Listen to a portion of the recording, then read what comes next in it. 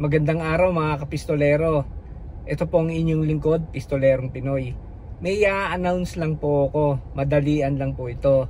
Yung pinakahihintay natin, yung gun show na ating tinatawag o yung Defense and Sporting Arms Show ay meron na. May schedule na po ito. Kailan? December 7 hanggang 11, 2023. Tandaan po ninyo, markahan na po ninyo kalendaryo ninyo ha. December 7 hanggang 11, 2023. Saan po ito gaganapin? Sa SMX Mall of Asia. Kaya mga kapistolero, makita-kita po tayo doon sa SMX Mall of Asia. O ulit ha, December 7 hanggang 11. Saan? Sa SMX Mall of Asia.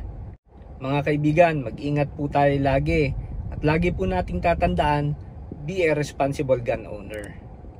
Magkita-kita tayo doon. O mga kapistolero. Sige, salamat.